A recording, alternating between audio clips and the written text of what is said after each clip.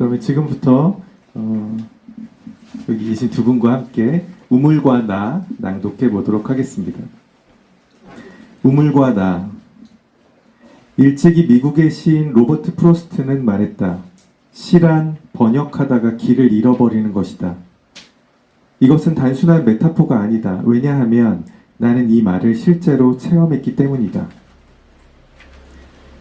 아시아 문학은 세계 문학이 아닌가요?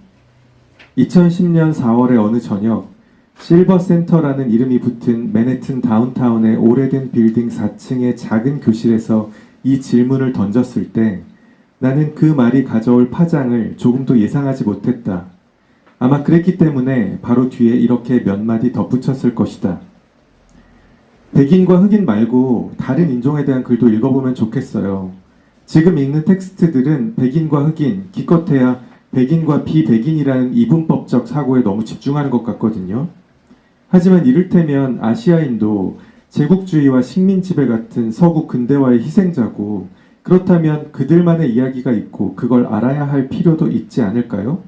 저는 아시아계 미국인이 아니라 그냥 아시아인이고 이제 배에서 막 내린 유학생이에요.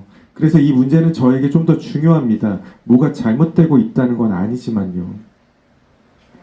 순간 교실 전체가 얼어붙은 듯 조용해졌고 모든 시선이 나에게 쏠렸다.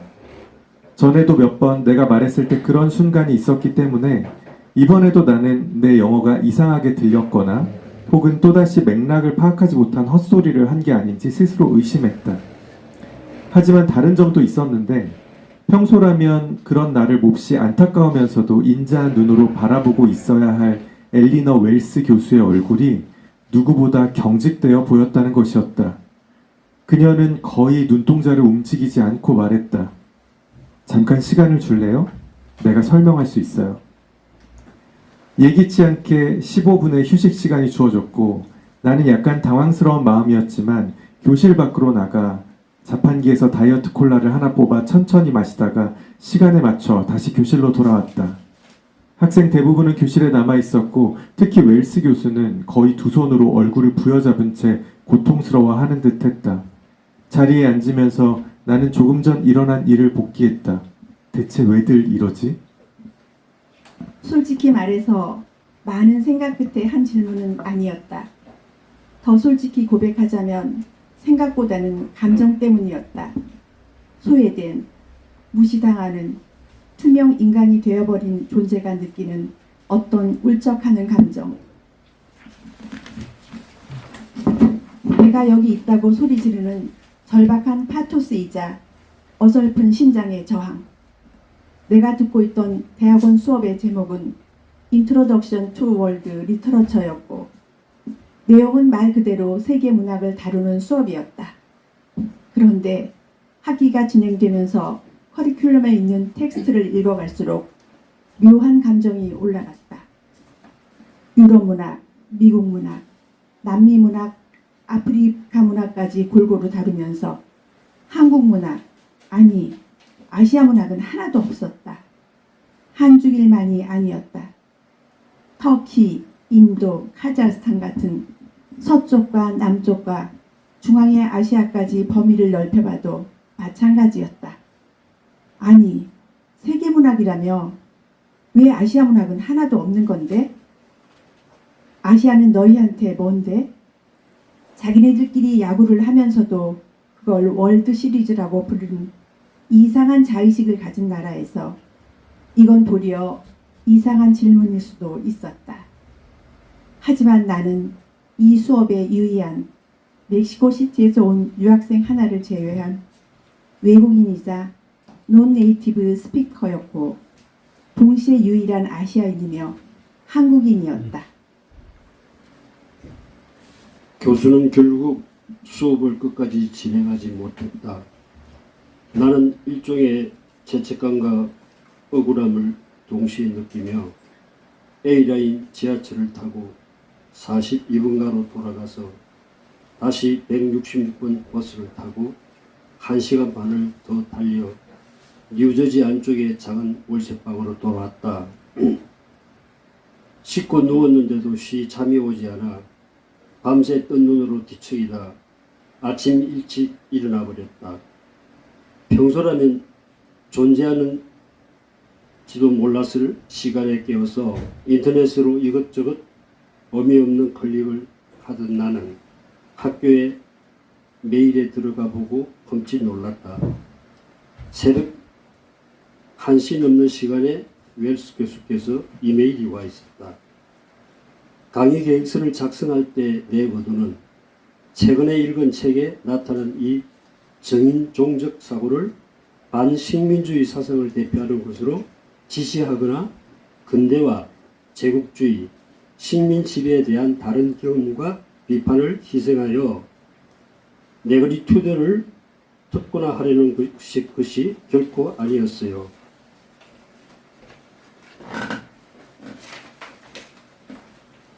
그 편지는 내가 윌스 교수에서 받아본 이메일 중 가장 긴 이메일이었고 수업에서 읽은 테스트보다 더 길고 복잡하고 어려웠으며 무엇보다 무슨 말인지 이해하기 힘들었다.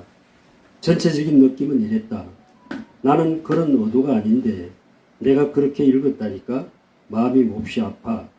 하지만 너의 피드백은 너무나 소중하고 질문이 있으면 언제든지 알려주렴.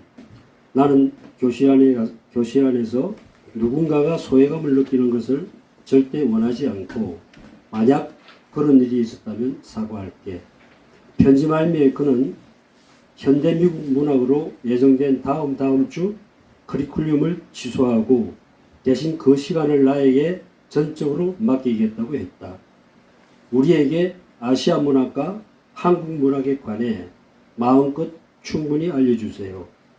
그의 말이 반성 어린 부탁인지 정교한 조롱인지 분간하지 못할 정도로 나는 난감했다. 내가 대신 무슨 짓을 저지르는 건지 그제야 비로소 분명하게 알 수 있었다. 내가 내 무덤을 팠구나. 그냥 조용히 있을 걸. 어떻게 하지? 어쩌면 좋을지. 교수의 이 메일이 떠있는 노트북 화면만 노려보다가 나는 창문에 들어오는 해가 만드는 그림자의 방향이 완전히 달라졌다는 것을 깨달았다.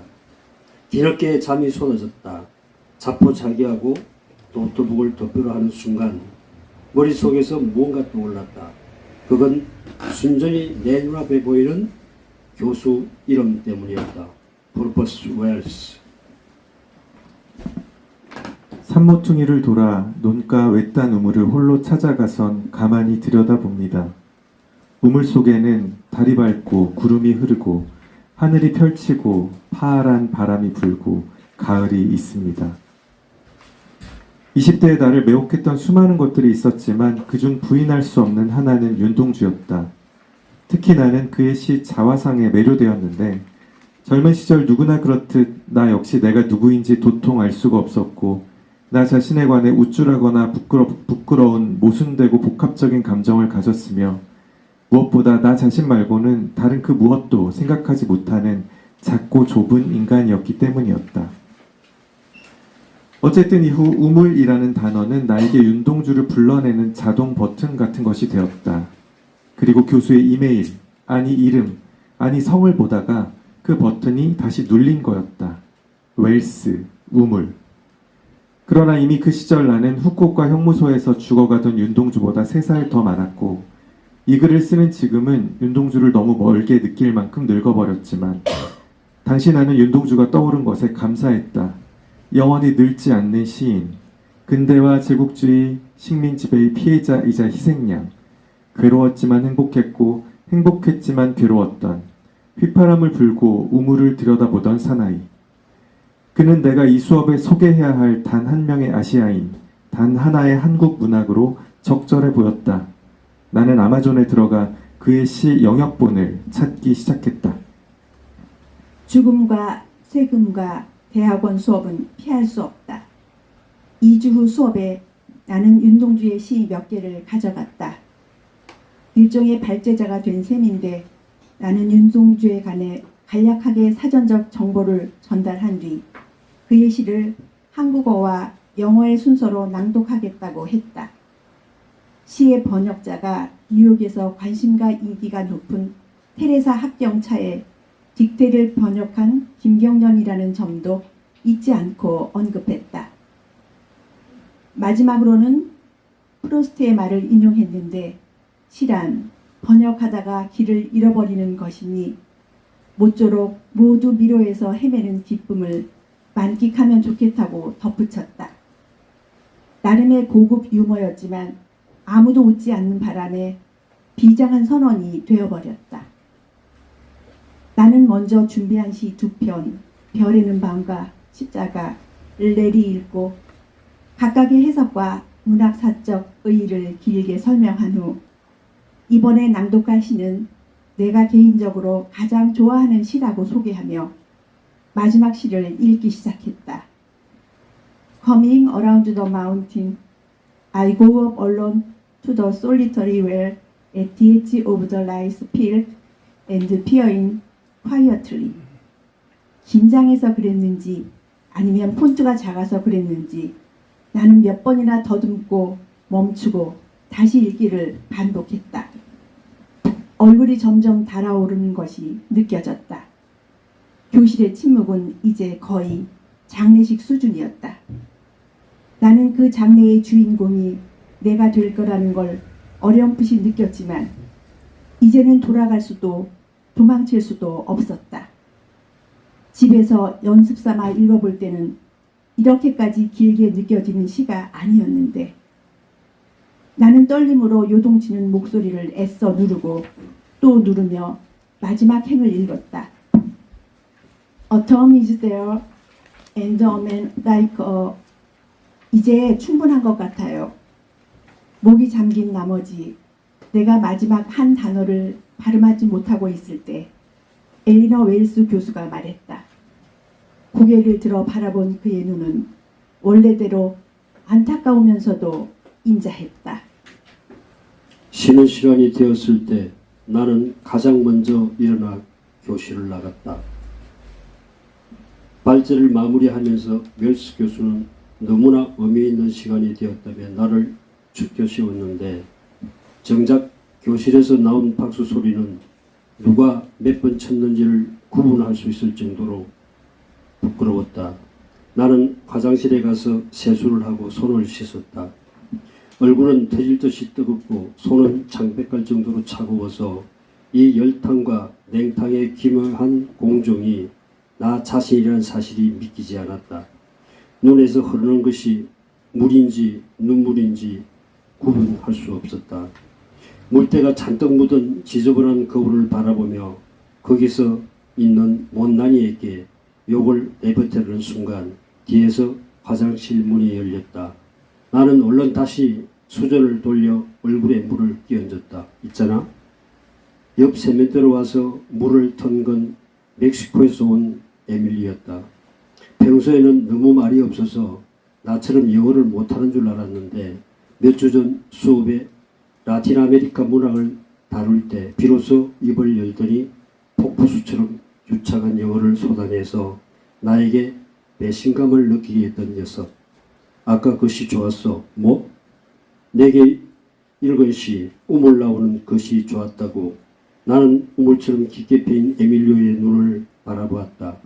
거기는 달도 구름도 하늘도 바람도 없었지만 분명하게 보이는 게 있었다.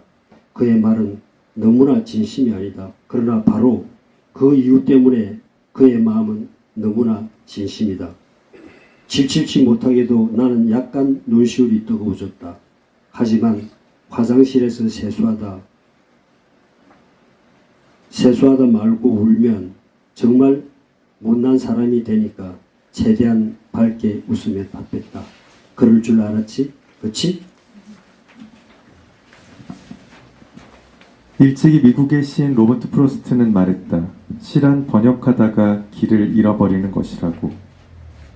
2010년 4월의 어느 저녁, 나는 실버센터 4층 동쪽 화장실에서 길을 잃어버린 것은 시가 아니라 나 자신임을 알게 되었다.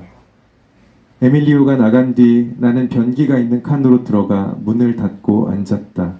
그리고 아까 다 못 읽은 자화상의 마지막 구절을 다시 암송했다. 이번에는 천천히 또박또박 한 단어 한 단어씩 힘주어 발음했다.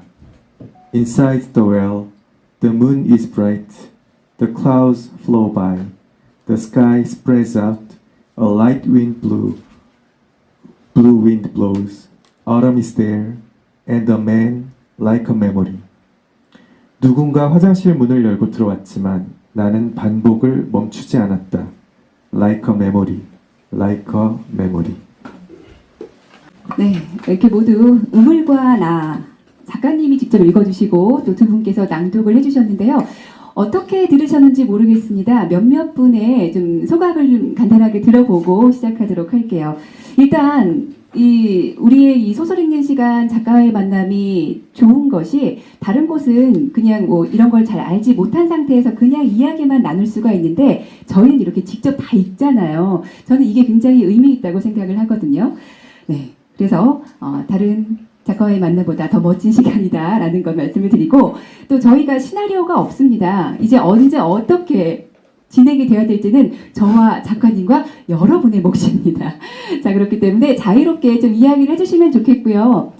우물과 나 읽었는데 제가 아까도 잠깐 만나서 말씀드렸지만 약간은 어려웠어요. 근데 읽히기는 너무 잘 읽혔는데 어떤 걸 말씀하시는 걸까라는 생각이 또 들기도 했거든요. 여러분들의 생각은 어떻습니까? 한번 손을 들고 이걸 읽으니까 나는 이런 기분이었다. 어떤 게 느껴진다. 말씀하실 분 계실까요? 처음이라 굉장히 부담스러우실 테지만 괜찮습니다. 오, 네, 손 들어주셨습니다. 예. 네, 문지혁 작가님 소설 잘 읽었고요. 제가 조금 인상적이었던 것은 선생님 작품이 대부분 그렇듯이 자기 경험을 바탕으로 쓰신 오토픽션이 많잖아요. 네, 이 소설 역시 그 경험을 밑바탕으로 해서 쓰신 걸로 느껴지고요. 윤동주 시의 자화상을 소재로 해서 그 당시 유학 시절에 많이 혼란스럽고 또 뭔가 정체성의 어떤 혼란이 있으면서 자기 확신이 있으면서도 또 부끄럽기도 하고 열등감과 자격지심이 있는 그런 그 주인공의 상태를 잘 이렇게 묘사하신 것 같아서 굉장히 인상 깊게 읽었고요. 제가 궁금한 거는 작가님이 보통 이제 자기 경험을 바탕으로 이제 쓰시는 오토픽션이 보면은 어느 정도의 그런 자기 그 경험이 어느 정도 그 소설에 반영이 되는지, 그러니까 비율적으로 그 인물을 묘사하는 데 있어서 결국은 작가님을 그 주인공으로 받아들이게 되는데 이 소설을 읽으면서도 그런 유혹이 있지 않으신가? 혹시 이 인물을 조금 더 근사하게 좀 묘사하거나 하고 싶은 생각은 없으신지 그런 것도 궁금하고 또 자기 경험을 어느 선까지 조금 드러낼까 하는 그런 뭐 고민이 있으신지 그런 것도 궁금합니다. 와, 박수 한번 주실래요? 네, 거의 질문을 다 말씀을 해주시고 네, 질문까지 해주셨습니다. 네, 너무 좋은 질문을 주셔서 감사함과 질문을 주셔서 먼저 감사드리고요. 먼저 주신 질문에 대한 답을 하자면 이제 이 소설도 제가 쓰고 있는 이제 오토픽션 계열의 소설의 연장선상으로 볼 수 있겠는데 지금 해주셨던 질문이 사실 제가 가장 많이 받는 질문 중에 하나입니다. 그러니까 이게 너의 경험 같은데 어디까지가 너의 경험이고 어디부터 아니냐 라는 것을 많이 궁금해 하시는데요. 사실 이 오토픽션이라는 장르는 제가 약간 수업처럼 될까봐 조심스러운데 자전적 소설이 있습니다. 그리고 자서전이 있죠. 근데 오토픽션은 이 사이에 있는 장르거든요. 그래서 자서전은 자기에게 일어났던 일을 그대로 쓰는 거고 자전적 소설은 자기에게 일어난 일을 바탕으로 해서 완전히 새롭게 소설을 쓰는 거라면 오토픽션은 섞여 있어요. 그래서 이 비율은 자기가 정하기 나름인데 오토픽션에서 가장 중요한 것은 이 비율을 알려주지 않는 거다 라고 제가 약간 비겁하게 얘기해 보겠습니다. 그래서 오토픽션을 쓴다고 하는 작가들마다 이 비율은 다 다르거든요. 예컨대 몇 년 전에 노벨문학상을 받았던 프랑스의 작가 아니 에르노 같은 경우에는 이분은 그냥 10대 0이에요. 이분은 사실 자서전을 쓰고 있는 건데 소설적 형식으로 담아서 그냥 자기에게 있었던 일을 다 쓰거든요. 나는 내가 경험한 일 아니면 안 쓴다 이런 말을 하기도 하고요. 근데 이제 저는 그 정도로 용감하진 못해가지고 섞긴 섞는데 비율이 10대 0은 아니고 뭐 소설에 따라서 7대 3일 수도 있고 5대 5일 수도 있는데 이 소설의 경우로 말씀드리면 이 소설은 제 생각에는 한 6대 4 정도 된 것 같습니다. 제 경험 6이라면 이제 꾸며낸 부분이 4고요. 아까 그러면 그런 유혹을 받지 않냐, 여기 나오는 나 자신으로 묘사되는 것 같은 이 화자를 좀 더 근사하게 만들고 싶은 유혹이 들지 않냐라고 물어주셨는데, 자서전을 쓰는 사람들은 여기에 사실은 제일 잘 걸려 넘어지죠. 자서전을. 왜냐하면 제가 어릴 때는 선생님들이 그 책을 다 읽으라고 했거든요. 세계는 넓고 할 일은 많다. 제가 수업에서 말하면 이걸 설명시키는데 한 10분 걸리는데 여러분 한 번에 알아들어 주셔서 감사합니다. 요거랑 이제 시련은 있어도 실패는 없다. 이런 거 읽어라. 근데 제가 세계는 넓고 할 일은 많다를 감동적으로 읽었는데 어릴 때 대학에 가니까 갑자기 그 회장님이 막 해외 도피를 다니시고 비자금이 막 있고 막 감옥에 가시고 이러는 거예요. 그러니까 제가 인지 부조화가 오는 거예요. 내가 읽은 그 자서전 속의 인물은 굉장히 훌륭하고 모범적인 인물인데 왜 이렇게 되었을까를 고민하게 되었는데, 자서전은 자기 미화의 함정이 있기 때문에 그렇습니다. 근데 소설가는 그렇지 않거든요. 소설가는 자기가 더 망가지면 망가질수록, 배우들이랑 사실 좀 비슷한데요. 자기가 악역을 맡았다고 해서 나 원래 착한데 악역으로 좀 착하게 나오고 싶다 이렇게 하면 안 되잖아요. 더 나쁘게 나와야 좋은 거잖아요. 그래서 제가 실제로 유학생활 하면서 겪었던 경험보다 이 소설의 화자는 훨씬 더 지금 좋지 않은 상황에 놓여 있는 거죠. 제가 실제로 윤동주를 발표할 때 이 정도로 비참한 상황에 있지는 않았는데 저는 이제 이 소설의 주인공에게는 조금 더 그런 역할을 맡겼습니다. 그래야만 제가 말하고 싶은 것이 좀 더 드러날 수 있기 때문에. 그래서 소설가들은 전혀 반대의 전략을 취한다. 자기 미화보다는 자기 비하의 방식을 통해서 이 소설을 좀 더 극적으로 만들고 싶어 한다 라고 제가 말씀드릴 수 있을 것 같습니다. 대답이 되셨을까요? 와, 첫 번째 질문이 굉장히 명확하셨기 때문에 대답도 그렇게 나간 것 같습니다. 어딘가에서 비윤리를 통해서 윤리를 이야기한다라고 했던 것 같은데 이게 또 답이 되는 것 같네요. 맞습니다. 소설 속에서 좋고 착하고 모범적인 주인공이 나와서 모든 것들을 행복하게 그리고 무탈하게 겪고 해결한다면 사실 우리는 소설을 통해 그 이야기를 겪을 필요가 없겠죠. 그렇죠. 우리 모두가 평화를 일상 속에서는 구하지만 소설 속의 주인공들은 우리 대신 고난을 당해주는 존재거든요. 그리고 우리 대신 실수하고 잘못하고 우리 대신 비난받을 만한 일을 하는 사람들만이 주인공이 될 자격이 있다고 생각하고요. 그것이 도리어 이 소설 밖에서의 우리의 삶을 지켜준다고도 생각합니다. 우리 뭐 성질 날 때마다 이혼하고 싶고 저는 여러분 참고로 행복합니다. 화가 날 때마다 누군가를 때리고 싶고 그렇지만 실제로 누가 우리를 때리거나 이혼하거나 뭐 누구 죽이거나 그렇게 할 수는 없잖아요. 하지만 그런 우리의 가능성들을 소설 속의 주인공들은 대신해주죠. 그리고 그 비윤리를 통해서 우리는 우리의 윤리가 무엇인지를 돌아보는 그런 반면교사의 역할을 사실은 문학이 해야 된다. 네. 근데 요즘은 이제 제가 안타까운 것은 사회가 너무 각박하고 사회가 비윤리적이다 보니까 사람들이 소설 속에서 오히려 윤리를 보고 싶어하는 경향이 생긴 것 같아요. 요즘 출판계 그 몇 년 전부터 유행하는 트렌드 중에 하나가 다정, 무회, 안온 이런 거거든요. 그러니까 이건 근데 저는 좀 위험한 징후라고 생각이 됩니다. 우리 일상은 평온하고 소설 속에서 막 엄청난 일들이 일어나야 되는데 일상이 너무 휘몰아치니까 소설 속의 주인공들이 행복했으면 좋겠고 해피엔딩이었으면 좋겠고 착했으면 좋겠고 이런 거 우리가 거꾸로 구하고 있거든요.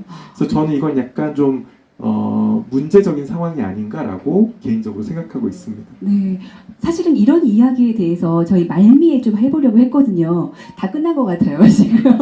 정말 중요한 이야기를, 네. 이제 마지막에는 이제 앞으로의 문학에 대해서 이야기를 해봐야지라고 생각을 했는데, 뭐 처음부터 끝까지, 처음인데, 네, 이렇게 중요한 말씀을 해주신 것 같습니다.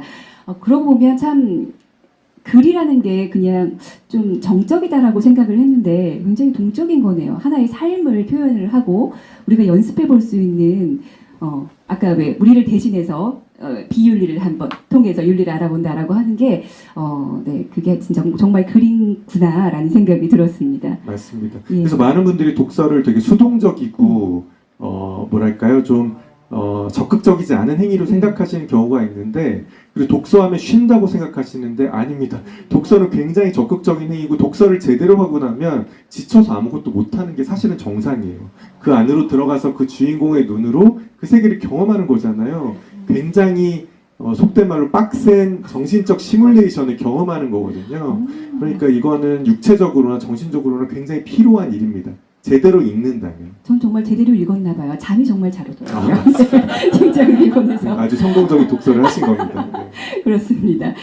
지금 이 글을 읽고 나니까 그래도 다행히 현실에서는 이것만큼은 아니었다라고 하셨네요. 아까 6대 4라고 하셨고 6 정도라고 하셨는데, 그래서 보면은 굉장히 지금 방금 비속어를 쓰셨으니까 빡침이 느껴졌거든요. 근데 그때에도 그런 정말 감정이 느껴지셨나요?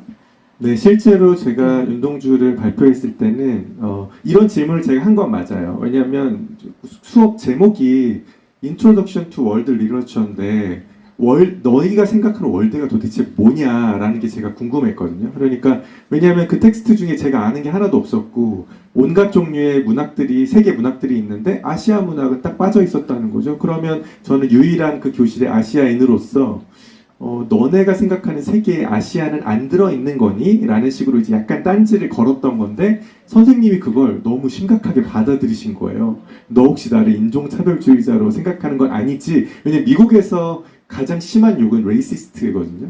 레이시스트로 한번 이렇게 불리면 그 사람은 굉장히 사회적인 타격을 받게 되니까, 제가 마치 그런 혐의를 제기한 것처럼 선생님이 느끼고 되게 예민하게 반응을 하신 거죠. 그래서 있던 커리큘럼 취소하고, 야 네가 한번 해볼래? 그럼 아시아 나는 잘 모르니까 네가 소개해볼래? 라고 해서 제가 윤동주를 소개했는데, 실제 반응은 좀 떨떠름했다. 미지근했다. 왜냐면 윤동주가 우리 맥락 안에서는, 우리 역사적인 맥락 안에서 그렇죠. 너무 뛰어난 시인이고 소중한 보석 같은 존재지만, 외국인들이 봤을 때는, 더군다나 영어로 번역된 윤동주의 시를 읽었을 때는 그냥 평이한 시라는 생각이 들 수 있거든요. 네, 주제 의식이나 표현이나 모든 것들이. 그래서 이제 그걸 저는 설명하고 싶고, 이분들은 잘 이해가 안 되니까 그 사이에서 약간의 어떤 그런 애매하고 미적지근한 반응들이 있었던 것 같습니다. 울진 않았고요, 저는. 네. 울었었던 거 아닙니까? 그렇군요. 갑자기 머릿속이 하얘졌는데, 일단은 그래요.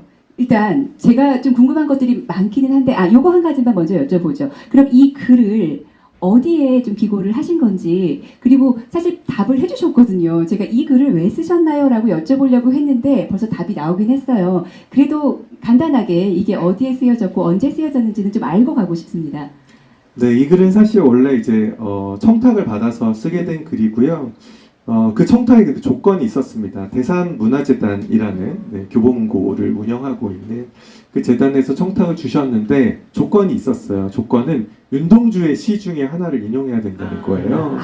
그게 그래서 주어졌었나요? 맞습니다. 미션으로 주어져서 예. 소설가 5명이 윤동주의 시를 각자 골랐는데 또 우연치 않게 다 다른 시를 골랐어요. 그래서 저는 자화상을 골랐고, 자화상을 고르는 순간에 제가 이제 한 15년 전에 미국에서 겪었던 어떤 일을 저도 이제 떠올리게 됐고, 이미 평가가 끝난 우리나라 안에서 윤동주 말고 세계 속에서의 윤동주, 더 나아가서는 세계 속에서의 아시아 문학이라는 것이 과연 어떤 방식으로 소개될 수 있는가에 대한 고민을 이 작품을 통해서 해보면 좋겠다라는 생각이 들어서 이 소설을 올해 여름에 이제 대산문화라는 문예지에 먼저 발표를 했고요. 근데 그 잡지는 이제 거의 안 읽으시기 때문에 오늘 이 자리를 통해서 다시 네. 한번 낭독을 하게 됐습니다. 그렇군요. 네. 그러면은 아까 작가님 말고도 다른 분들도 윤동주님의 시를 넣어서 네, 같이 글을 올리신 건가요? 맞습니다. 읽어봐야 되겠네요. 대산문화지? 대산문화입니다. 대산문화. 네. 읽어보도록 하겠습니다. 알겠습니다. 자, 그러면 이제 저도 궁금한 게 많지만 마이크를 여러분께 넘기겠습니다. 처음에는 저희가 우리 이 우물과 나에 대한 글을 위주로 좀 이야기를 나누고, 그 다음에는 좀 작가님에 대해서 궁금한 거 좀 물어보고, 마지막에는 앞으로 나아가야 될 문학의 방향까지 좀 이야기를 나눠보면 좋겠어요. 일단 이 우물과 나를 읽어보시고 또 다른 궁금한 점이 생기셨다 하는 분 계실까요? 손 들어주셨습니다.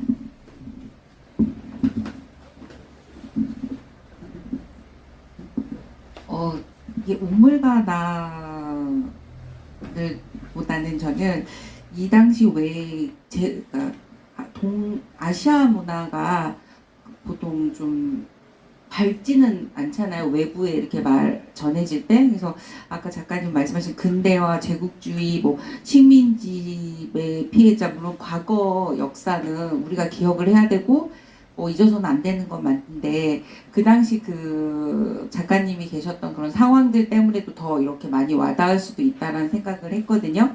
근데 지금 만약에 이런 상황들이 주어진다면 작가님은 아시아 문화 혹은 저희 한국 문학에 대해서 어떻게 설명을 하고 싶으신지 궁금합니다.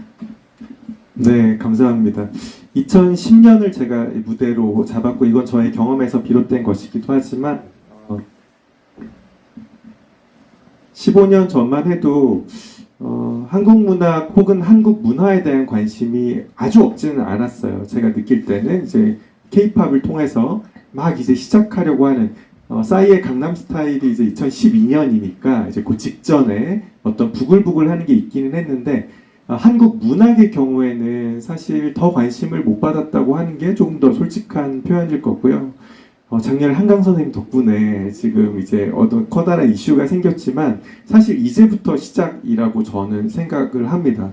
그래서 문화가 여러 가지 종류가 있는데 우리가 드라마나 뭐 노래나 아니면 뭐 영화나 다른 부분에 있어서는 많은 부분 이제 소개가 되고 한국이란 나라가 이렇게 문화적인 다양성과 역동성을 갖추고 있구나 알게 됐는데 문학이 그 중에서는 제일 지금 마지막 차례로 기다리고 있는 것 같아요. 그리고 저는 우리 문학의 잠재력이 충분하다는 생각이 들거든요. 그래서 한무숙 선생님으로부터 지금 오랫동안 쌓여온 그런 문학적인 잠재력이 있기 때문에 이것이 천천히 소개되면 좋은데 아마 작년 그 한강 선생님의 수상을 기점으로 해서 앞으로 더 그렇게 많은 기회가 생기지 않을까라고 개인적으로는 기대하고 있고요. 근데 이제 한 가지 제 스스로에게도 그렇고 많은 분들 관심이 있으신 많은 분들께도 드리고 싶은 말씀은 문학은 속도가 느립니다. 네, 진짜 느려요. 예를 들면 K-팝 데몬 헌터스가 나왔는데 그게 10년 후에 흥행한다 그러면 그거는 기다려줄 수 없잖아요. 그런 일은 생기지 않잖아요. 몇 주 안에 차트가 결정되고 신곡이 나왔는데 뭐 몇 달 있다가만 그게 차트에 올라가도 우리가 역주행이라는 말을 쓰잖아요. 근데 문학은 기본이 그냥 역주행입니다. 하나의 책이 나와서 하나의 소설이 외국에 나가서 소개되고 인정을 받고 하는 데는 채식주의자를 생각해 보면 거의 20년, 10년, 최소한 10년, 아무리 짧게 잡아도 5년 이상 걸리기 때문에 과연 그런데 이제 모든 것이 빠르게 변하는 이 대한민국에서 누가 5년, 10년, 15년을 기다려줄까라는 그런 염려는 있어요. 하지만 문학은 가장 늦게 도착하는 편지이기 때문에 많은 분들이 조금 더 인내심을 갖고 기다려주시면 좋은 결과가 더 나오지 않을까라고 생각하고 있습니다. 그렇습니까? 이 문학은 그래도 뭔가 글이라는 건 시의성이 좀 중요한 것 같은데 그 당시에 이야기를 하지 않아도 이 10년 후에 20년 후에도 읽혀줄 수 있고 언제 읽어도 좋은 글이 되려면 이 주제가 굉장히 네. 지금 좋은 부분을 지적해 주셨는데요. 그래서 많은 분들이 시의성이나 보편성 때문에 당장 무언가가 소개되거나 지금 이슈가 되는 무언가를 해야 된다고 생각할 수 있지만 저는 문학에서의 보편성은 구체성을 통해서 드러나는 거라고 생각하거든요. 예를 들면 제가 이 우물과 나에서 소개한 자화상은 1939년 9월에 쓰인 시입니다. 그리고 윤동주라는 한 개인이 그냥 자기의 생각을 언어로 적은 거죠. 그런데 그 윤동주라는 개인의 특수하고 구체적인 상황이 지금 좀 있으면 100년인데 100년 후에 우리에게도 어떤 울림을 주잖아요. 네. 근데 그거는 우리가 39년 9월에 있지 않았어도 동일하게 느낄 수 있는데 왜 그러냐면 굉장히 구체적으로 썼기 때문에. 다시 말하면 우리 옛날 말로 하면 가장 한국적이 가장 세계적인 것이다 뭐 이렇게 얘기했고 사실 제임스 조이스가 했던 말인데 in the particular contained the universal 이란 말이 있거든요. 그러니까 가장 구체적인 것 속에 보편적인 것이 들어있기 때문에 각자의 작가들이 자신의 가장 내밀하고 구체적인 이야기를 솔직하게 적으면 그것은 그것으로부터만 획득될 수 있는 보편성을 통해서 그게 5년이든 10년이든 100년이든 지나서 누군가의 마음에 가 닿을 수 있다. 라고 저는 믿고 있습니다. 결국은 솔직해야 하는군요. 나의 이야기를 해야 되고 인간의 이야기가 결국은 보편적인 것이 될 것이다. 좋습니다. 자, 그러면 이제 다른 질문으로 한번 넘어가 볼까요? 네, 씩씩하게 들어주셨어요. 네, 어떤 질문이 나올지 궁금합니다. 안녕하세요. 저는 그 작가님 작품을 초급 한국어, 중급 한국어, 고인검 이렇게 세 작품을 읽어봤었는데요. 저는 작가님이 너무너무 웃긴 사람이라고 생각을 하고 작품이 재밌었는데 그거를 설명을 하고 주변 사람들에게 읽히고 싶은데 잘 안 되는 거예요. 그래서 궁금한 거는 그 문지혁이 보는 문지혁 작가의 셀링 포인트는 과연 무엇인가 와우. 네, 하고요. 그 대사문화를 인터넷으로 검색하시면 읽을 수 있습니다. 읽어보셨나요? 읽어봤어요. 진짜요? 우등생이십니다. 아니, 그리고 네네. 이걸 읽었는데 작가님이 생각보다 영어 발음이 너무 좋으셔서 오늘 좀 실망했어요. 그리고 이 글하고 맞지 않아요, 그죠? 네. 감사합니다. 와, 재밌는 질문 주셨습니다. 질문이 네, 일단은 이제 셀링 포인트. 그리고 재미있었다. 재밌는 네네. 사람이라고 생각을 했다. 동의합니다. 저도 그랬어요. 예. 재밌는 사람은 아닌 것 같고요. 재밌으려고 하는 사람? 네. 학생들은 되게 피곤해합니다. 학생들은 아재 개그라고 하잖아요. 이제 그런 거 계속 하고 사실 제가 어떤 톤이나 말투나 모르겠습니다. 저의 외모 때문에 많은 분들이 그런 오해를 하시는데 쟤는 되게 진지할 거다라는 오해를 하시거든요. 그래서 저는 대학 때 어떤 것 때문에 혼난 적이 있냐면 선배들하고 노래방에 갔는데 노래방 책을 보고 있었거든요. 근데 선배가 와서 저를 이렇게 등을 탁 때리더니 너는 노래방 책을 왜 이렇게 진지하게 보고 있냐는 거예요. 저는 그런 걸로 맞아본 건 처음이었거든요. 그러니까 그래서 많은 분들이 그렇게 오해하시지만 사실 제가 하는 말의 절반 이상은 농담이고요. 네, 농담을 끊임없이 하는 사람이고 그래서 저와 가까운 사람들 되게 이거 피곤해하기도 하고 그래서 저의 셀링 포인트를 말씀드려야 되는데 요즘 이제 한국 문학에 핫한 작가들이 있습니다. 공통된 건 뭐냐면 잘생기거나 예쁘고 미혼이라는 거예요. 근데 저는 거기다 해당 사항이 없기 때문에 아닙니다. 뭔가 뭐를 팔아야 될지 모르겠는데 그냥 저는 평범한 것이 저의 뭐랄까요 저의 특징인 것 같아요. 그러니까 지금 너무 사회가 어떻게 보면 평범한 사람들이 주목받지 못하는 시대이기 때문에 저는 그냥 정규 교육을 받았고 결혼도 했고 아이도 둘 있고 뭐 딱히 어디 뭔가 특이하다고 할 만한 부분이 없거든요. 그렇기 때문에 저의 평범함 속에서도 문학이라는 걸 할 수 있다라는 것을 보여주는 하나의 증거로 제가 사용될 수 있지 않을까? 근데 사람들이 평범한 거 좋아하지 않잖아요. 그래서 이걸로 팔 수 있을지는 모르겠습니다. 저의 고민이기도 해요. 지금 말씀해주신 부분이 나는 나를 어떻게 팔아야 될까? 라는 고민을 여전히 하고 있는 것 같습니다. 알려드릴까요?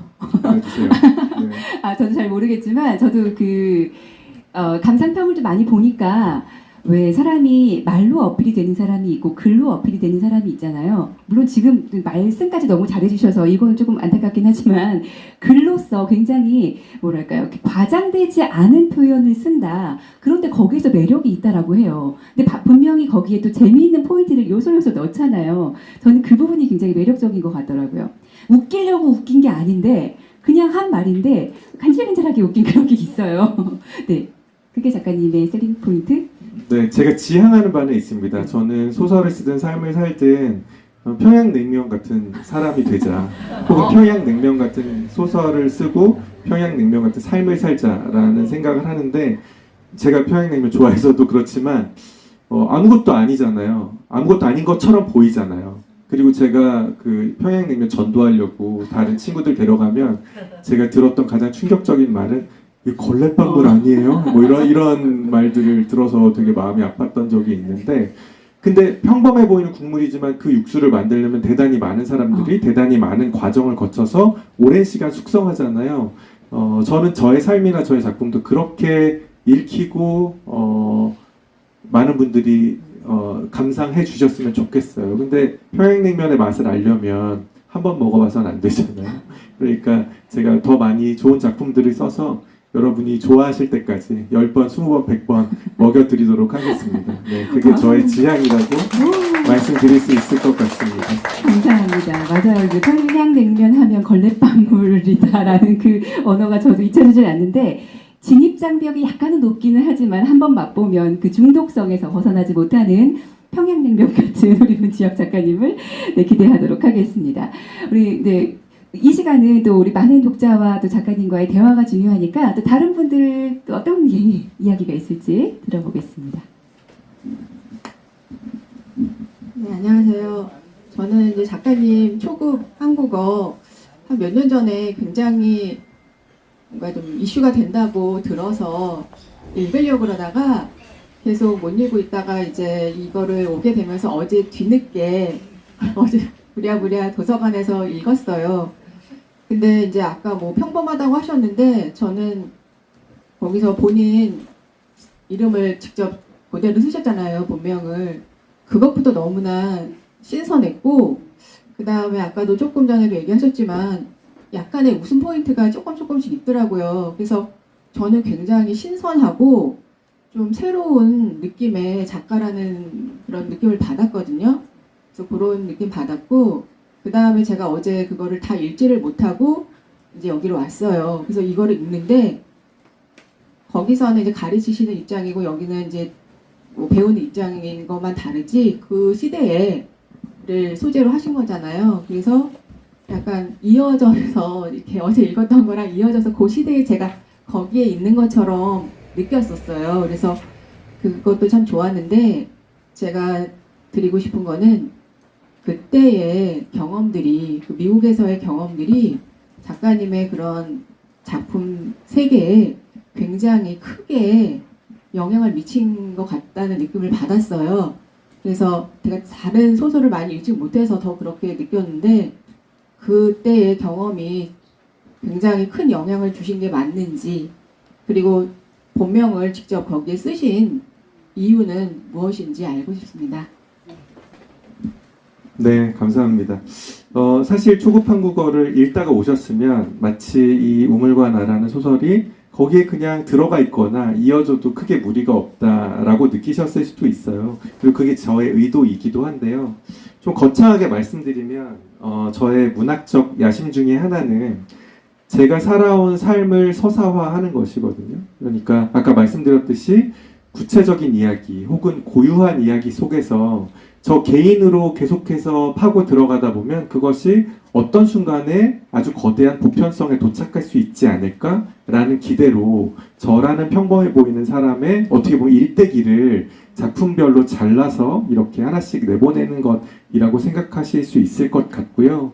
제가 이런 작업을 하다 보니까 이제 이걸 꼭 좋게만 보는 분들만 계시는 건 아니라서 어떤 분들은 도대체 언제까지 할 거냐 1절만 해라 네 얘기 언제까지 쓸 거냐 미국 얘기 언제까지 쓸 거냐 이렇게 이야기하시는데 일단은 계속 부를 겁니다. 네, 계속 부를 거고요. 마이크를 잡은 이상 계속 부를 거고 미국 생활이 얼마나 인상적이었냐라고 질문들을 주실 때가 있는데요. 사실 뭐 이렇게 저를 전문 용어로 이제 매기는 분들도 계시는데 실제로 제가 미국에 한 3년 정도 거주를 했거든요. 학생으로 2년 있고 선생으로 1년 있었는데 그 얘기를 듣고 나면 그분들은 마음에 안 드는 분들은 뭐 한 30년 살다 오신 줄 알았어요. 계속 미국 얘기만 써가지고 뭐 이렇게 얘기하시기도 하는데 제가 중요하게 생각한 건 이방인으로서의 감각이거든요. 저의 문학적 주제 중에 하나는 디아스포라인데 디아스포라라는 것은 자기의 본토를 떠나서 사는 사람들이잖아요. 근데 이거는 꼭 외국에 가야만 되는 건 아니고 내가 뭐 부산 출신인데 광주 출신인데 서울에만 있어도 디아스포라를 느끼는 거잖아요. 아니면 집에 있다가 그냥 독립만 해도 본가가 생기면 디아스포라를 느끼는 건데 그래서 이건 현대인에게 되게 중요한 주제라고 생각해서 제가 계속 이걸 쓰고 있는데 특히 저의 짧은 외국 생활이 이 디아스포라라는 것에 너무 잘 들어맞기 때문에 계속 쓰고 있고요. 현실적이고 기술적인 문제도 있습니다. 예컨대 저라는 작가는 아마 느끼셨겠지만 막 너무 재능이 뛰어난 작가는 아니거든요. 왜 문장 하나만 읽어도 이 사람 작가구나 이런 게 느껴지는 사람도 있잖아요. 저는 아니에요. 저는 아니고 그렇다 보니 제가 오랜 시간 그렇지만 문학을 하고 싶고 문학을 연습하고 학교에서 배우고 하면서 알게 된 건 뭐냐면, 비유하자면 저는 아무것도 특별할 게 없는 그냥 우한 정통파 투수라고 해볼게요. 우한 정통파 투수는 야구장에 널리고 널렸습니다. 마이너리그에도 널렸고요. 2군에도 3군에도 널려 있습니다. 오른손으로 그냥 똑바로 던진 투수는 너무너무 많아요. 발로 채입니다. 우리가 왼손 강속구 투수는 지옥에 가서라도 잡아오라고 하지만 오른손 투수를 잡아오라고 하는 사람은 아무도 없어요. 널렸거든요. 그렇다면 그 널려있는 수많은 평범함 속에서 제가 변별될 수 있는 게 뭘까라고 제가 현실적으로 고민했을 때, 제가 미국에서 생활했던 이야기를 처음 쓰기 시작했을 때 그게 약간 변별이 되는 거예요. 그걸 느꼈습니다. 그래서 저는 이렇게 생각하기로 했어요. 내 투구폼을 바꿀 수는 없지만 그러면 나는 남들이 야구공을 던질 때 나는 야광공 같은 걸 던져야 되겠다라고 생각해서 특이한 소재, 특이한 사람들, 특이한 지역의 이야기를 쓰기 시작했던 것이고요. 마지막으로 이제 제 이름을 그대로 쓴 것에 대해서도 물어봐 주셨는데, 아까 말씀드렸던 그 자서전 이야기를 조금 여기 해보면 좋을 것 같습니다. 자서전과 자전적 소설의 가장 큰 특징이라는 게 이름의 통일성이거든요. 이름의 동일성이 자서전에서는 지켜지고 자전적 소설에선 지켜지지 않습니다. 제가 조금 더 수업 스타일로 말씀드려도 될까요? 네. 1970년대 프랑스의 필립 르젠이라는 자서전 연구자가 자서전의 규약이라는 책을 썼습니다. 자서전이 되려면 규칙이 있어야 된다. 규칙 3가지예요. 첫 번째, 지은 사람이랑 등장하는 사람 이름이 똑같아야 된다. 이름의 동일성. 김우중 회장이 세계는 넓고 할 일은 많다 썼는데 주인공이 정주영이면 안 돼요. 그렇잖아요.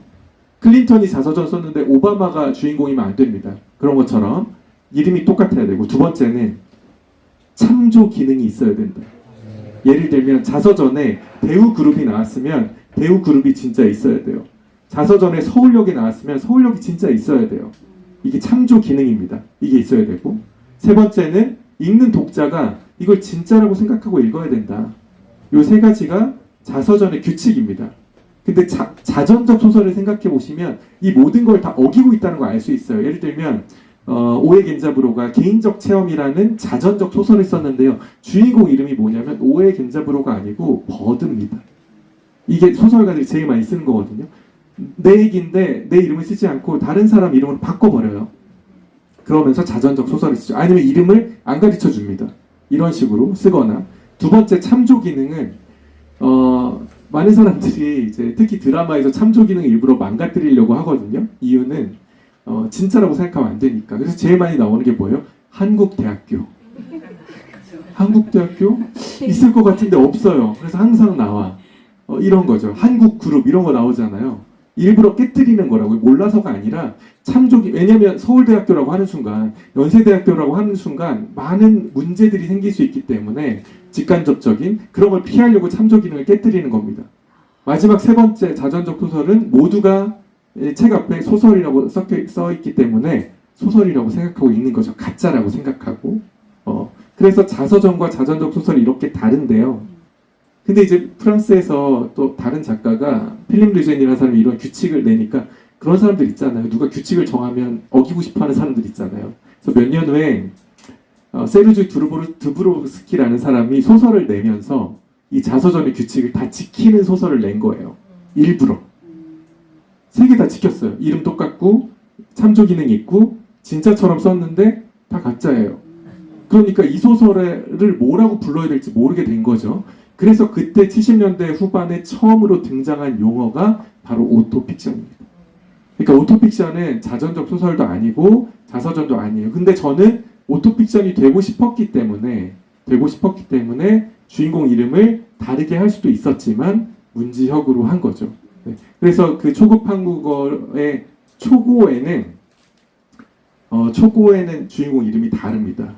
주인공 이름이 다르요. 주인공 이름이 뭐였냐면 한동원이었어요. 왜? 네, 한동원. 좀 이상하죠? 왜 한동원이었냐면 그 당시 제가 출강하던 학교 3개 이름을 합쳤습니다. 한예종, 동국대, 강원대 이름을 합쳐서 이제 한동원이라는 이름을 만들어서 했는데, 그렇게 하니까 이 소설의 매력이 별로 없는 거예요.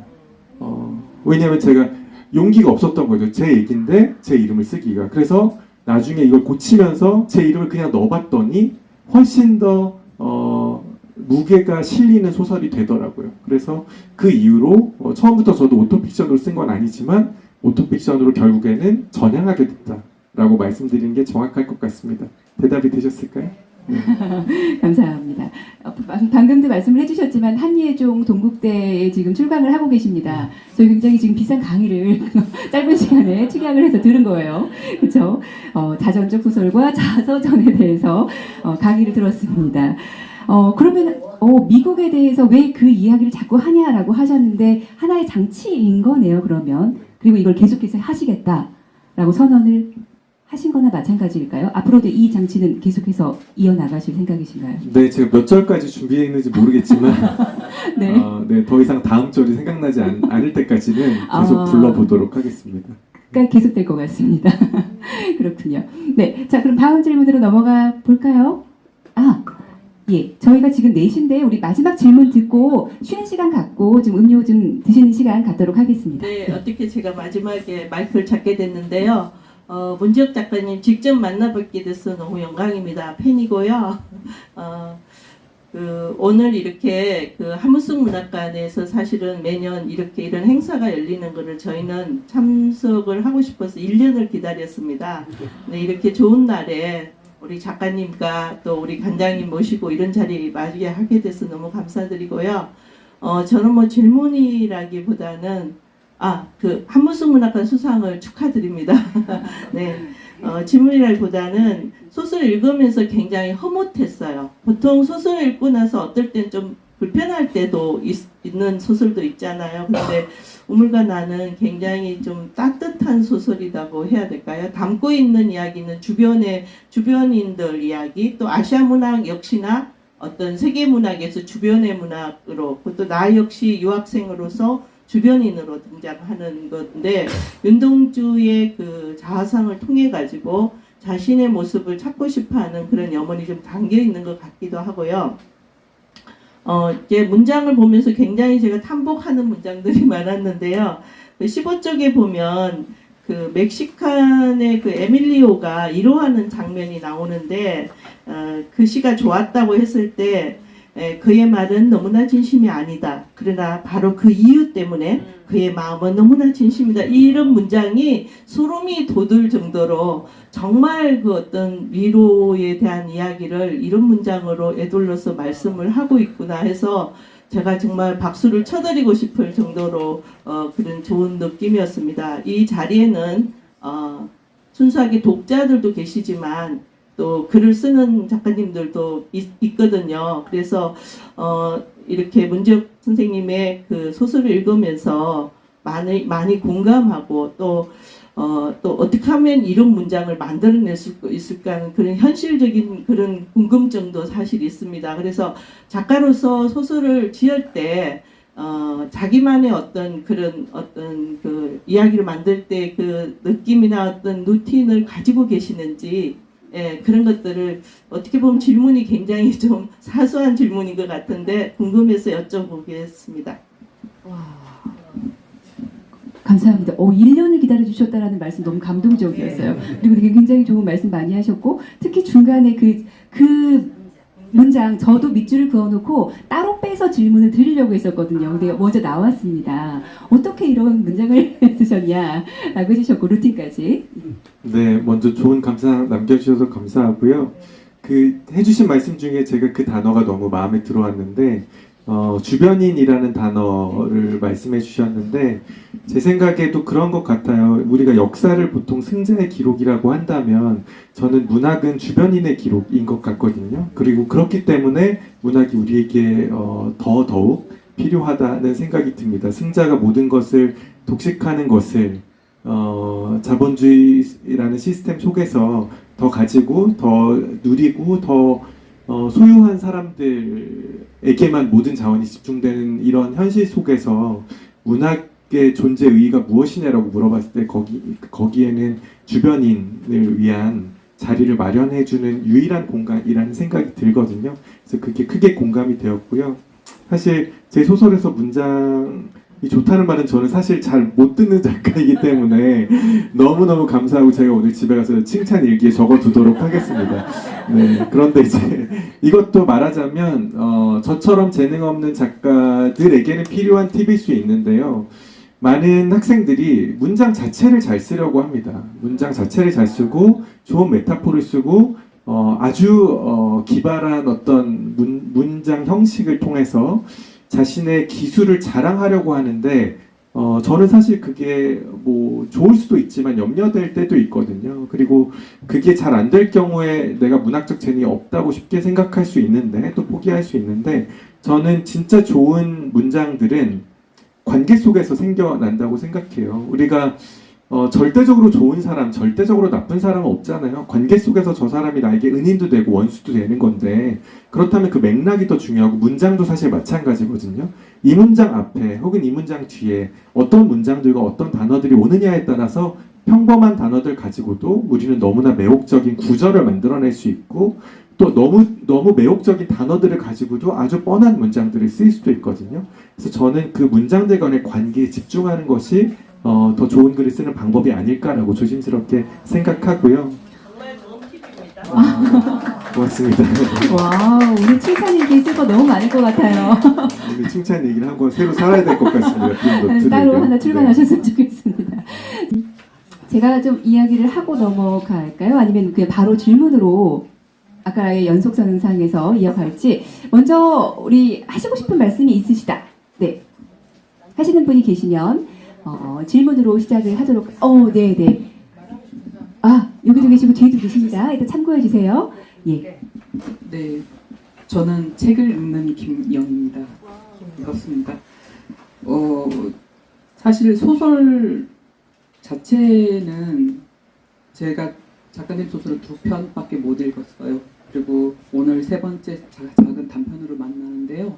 아까 여기 계신 분이 셀링 포인트가 어땠냐는 질문에 제가 이제 오늘 만나고 책을 읽고 느낀 점을 조금 말씀을 드리고 싶었어요.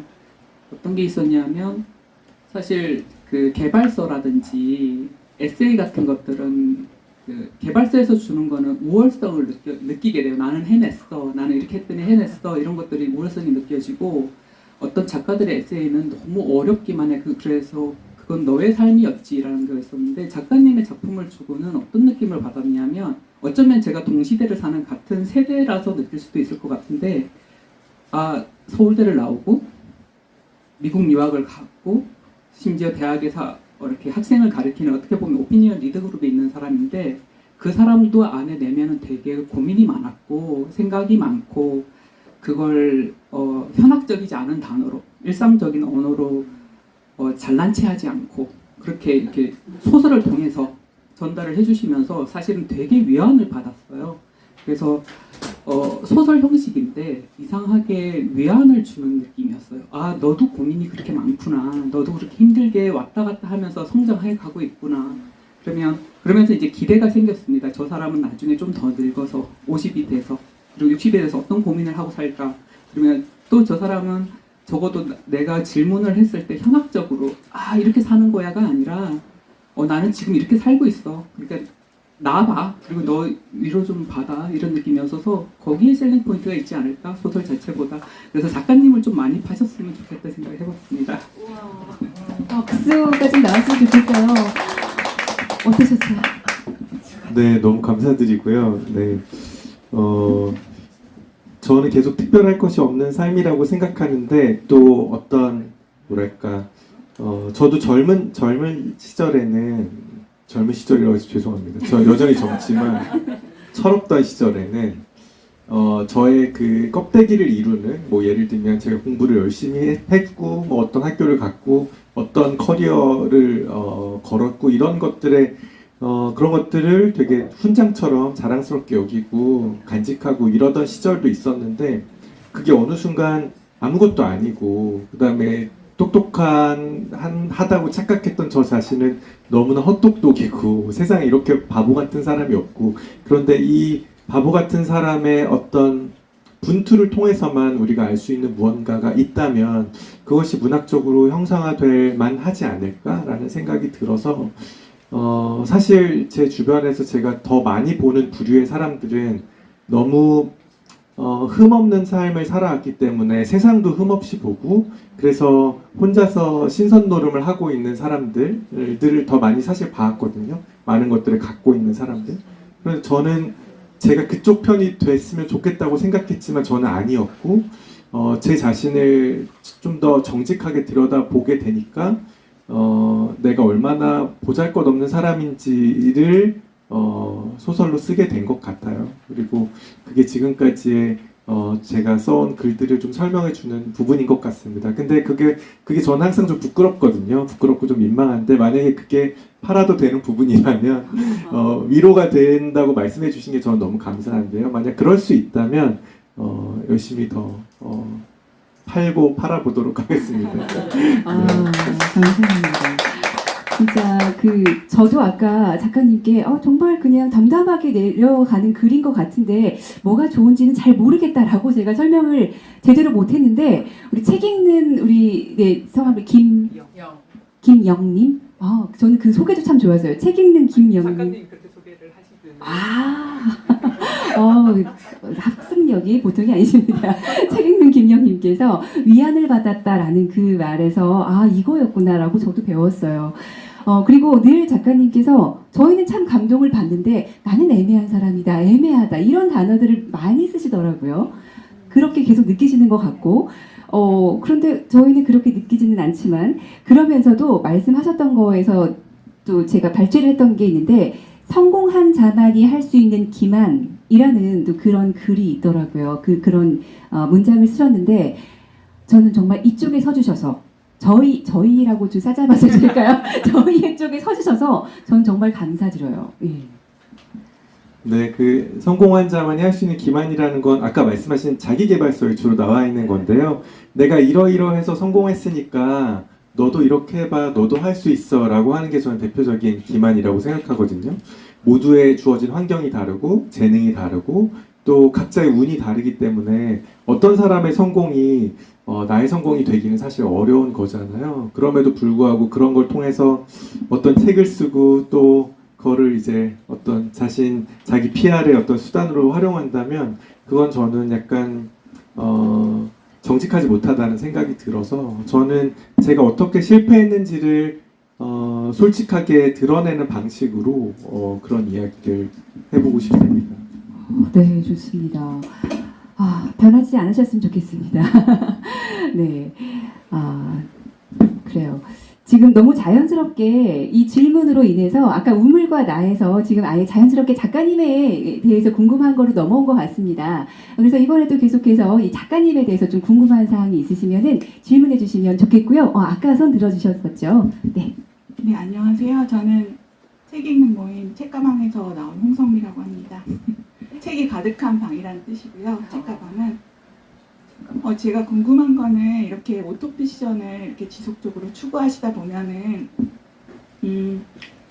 개인적인 지질과 예술적인 허구를 이렇게 계속 쓰시게 되실 텐데 그 독자들은 그 소설을 읽게 되면서 약간 이게 진짜일까? 아니면 그 애매성에 대해 더 매력을 느끼면서 그 소설을 읽어 나갈 거라고 생각을 하게 됩니다.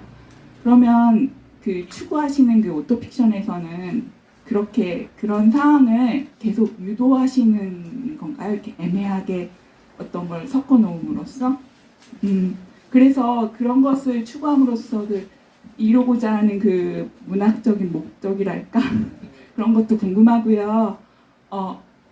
작가님께서 그 강의도 하시고 또 창작가이기도 하시니까 가르치는 입장과 그 소설 쓰는 입장이 소설가로서 어떤 그런 방향을 주게 되는지 어떻게 분리하고 계시는지 그런 것도 궁금합니다.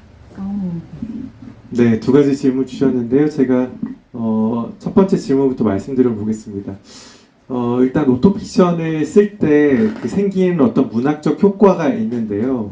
근데 제가 초급 한국어, 중급 한국어 또 그런 계열의 오토픽션을 쓰면서 제 생각보다 더 많이 강하게 느끼게 되는 건 뭐냐면 진짜 많은 독자들이 이게 진짜인지 아닌지를 궁금해한다는 거예요.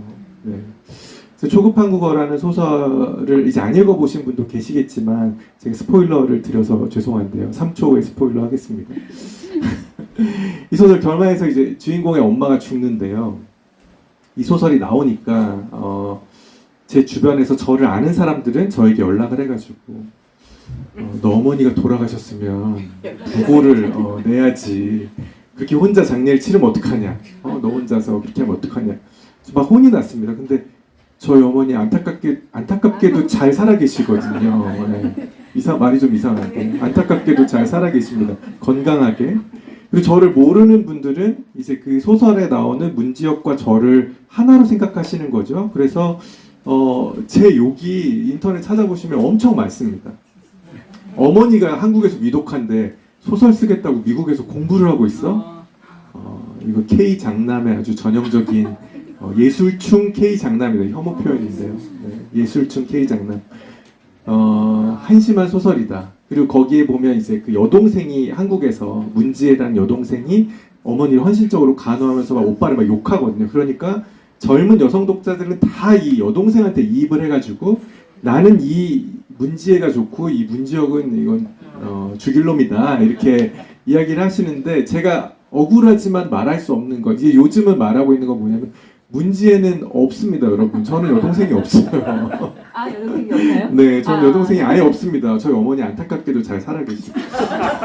그러니까 이런 거죠. 그러니까 저는 허구와 사실을 섞음으로써 만들어내는 그 소설적인 효과에 관심이 있는데 독자들은 생각보다 이게 사실이냐 허구냐 그 자체에 되게 관심이 많으시더라고요. 그래서 저도 이 간극을 어떻게 해결해야 될지 이제 해결된 문제는 아니지만 제가 독자분들께 부탁드리고 싶은 것 중 하나는 이게 허구든 만들어낸 사실이든 아니면 진짜 있었던 일이든지 간에 그건 사실 그렇게 중요하지 않다.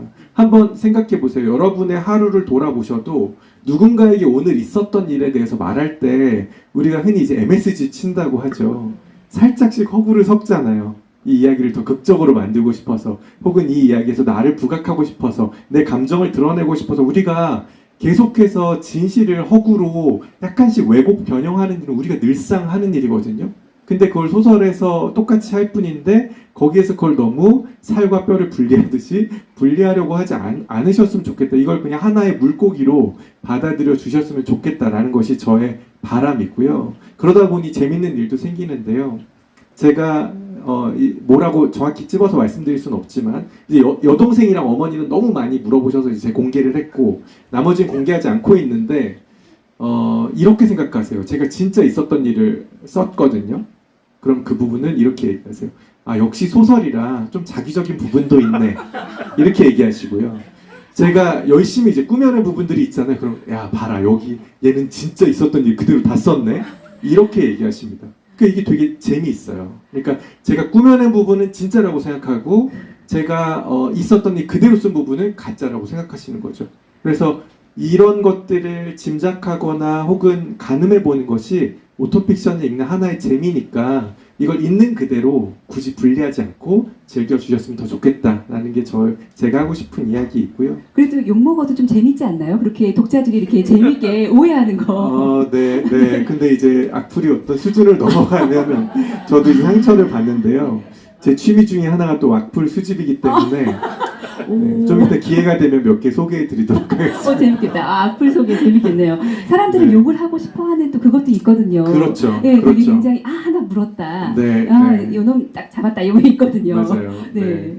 자신의 삶에서 욕하고 싶은 사람을 소설 속에서 찾아내서 근데 이 소설 속 문지혁이 딱 적당하거든요.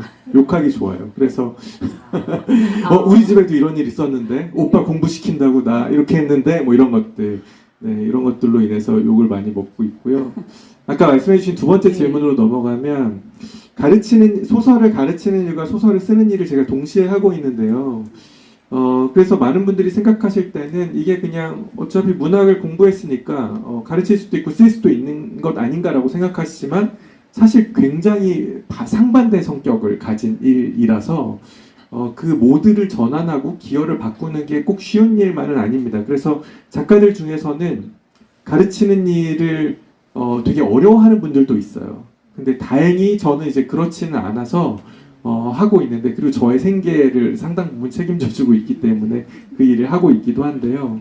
제가 수업을 제일 많이 할 때는 한 학기 9개까지 한 적이 있습니다. 9개를 했는데 9개를 하니까 보통 전임 교수님들이 3개를 하거든요. 근데 9개를 하니까 병이 나더라고요. 그래서 지금은 이제 적당하게 6개 정도만 하고 있습니다. 5개, 6개 정도 하고 있는데, 이것도 많기는 하지만 이제 이 정도를 하고 있는데, 그러다 보니 이제 저도 상반된 일이지만 좋은 점을 찾기 시작했는데, 좋은 점은 학생들을 통해서 제가 가르치려면 제가 잘 알아야 되잖아요. 그래서 가르치면서 제가 알고 있는 것을 한 번 더 저도 공부하게 되는 그런 효과가 있는 것 같고, 두 번째로는 학생들의 굉장히 많은 그 작품들을 읽고 이걸 제가 평가하거나 피드백을 줘야 되기 때문에 그 와중에서 저에게도 영감이 생기는 경우가 있는 것 같고, 더 중요하게는 이 젊은 예술가들에게 제가 조금이나마 도움을 줄 수 있다는 것이, 그게 또 굉장히 큰 보람으로 돌아오기도 합니다. 하지만 이제 이것 자체가 제가 글을 쓰는데 도움이 되냐라고 아주 냉정하게 생각한다면 글만 쓰는 게 더 좋겠죠. 네, 글만 쓰는 게 더 좋겠지만 이 일이 저에게 그래도 굉장히 중요하고 보람된 일이다라고는 말씀드릴 수 있을 것 같습니다. 전업 작가를 모든 작가가 하고 싶지만 이제 여건이 허락하지 않기 때문에 대부분은 창작과 어떤 티칭을, 강의를 병행하는 경우가 많다고 생각해 주시면 될 것 같습니다. 6개. 네, 6개의 강의를 하고 계세요. 근데 오늘은 그러면 좀 말씀을 좀 덜 하고 싶으실 것도 같은데. 네, 근데 네. 수업을 이제 하루에 2개 할 때도 있는데, 네. 오늘은 휴강을 하고 왔기 때문에 신나니까. 기분이 좋습니다. 네. 너무 다행입니다. 학생들은 더 기분이 좋겠죠? 네.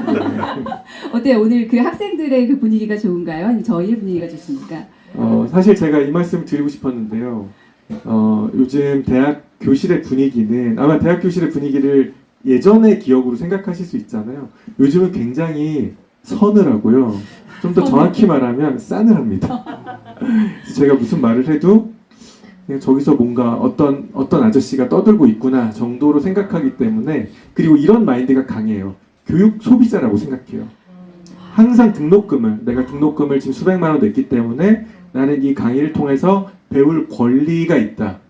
그리고 저의 피드백도 어떻게 생각하냐면, 이건 당신이 할 일이고, 제가 피드백을 예를 들면 20명이 있는 수업에서는 일일이 한 번에 다 해줄 수는 없잖아요. 20명이니까. 그러면 이걸 어떻게 생각하냐면 자기 몫의 어떤 쿠폰이라고 생각을 합니다. 그럼 이걸 수업 때 못 들으면 내가 어떻게 해서라도 이 사람에게 꺼내와야 되는, 안 그러면 내가 손해보는, 이렇게 생각하기 때문에, 그래서 오늘 와주신 분들이 사실은 이제 아까 저를 그렇게 불러주시면 제가 너무 황송한데, 선생님 이렇게 불러주시잖아요. 근데 저는 사실 먼저 태어난 사람이 아니잖아요. 여러분보다 다 인생의 후배인데, 제가 그럼에도 불구하고 그런 걸 느끼거든요. 대학에서의, 요즘 대학생들이 다 그런 건 아니지만 배우고 싶은 마음이 별로 없어요. 얻고 싶은 마음은 있는데 배우고 싶은 마음이 없어요. 근데 제가 외부에 나와서 강의를 하거나 강연을 하다 보면 저보다 더 인생의 선배님들인데 정말 배우려고 오셨어요. 그럴 때 제가 어떤 감동을 느끼거든요. 이 삶의 자세랑도 연관되어 있는데요. 그러니까 나이가 들어도 배울 마음이 있는 사람과 나이가 어리고 젊어도 배울 마음이 없는 사람은 정말 다를 수밖에 없다. 그래서 오늘 와주신 분들께 제가 다시 한번 감사의 인사를 미리 전하고 싶습니다. 고맙습니다. 박수 한번 보내주실까요? 감사합니다. 배우고 싶은 사람은 많지 않고 얻고 싶어 하는 사람들이 많다. 그럼에도 불구하고 우리 모두는 정말 이렇게 배우려는 마음으로 여기에 와서 너무 감사하다라고 말씀을 해주셨는데, 저도 이렇게 느끼거든요.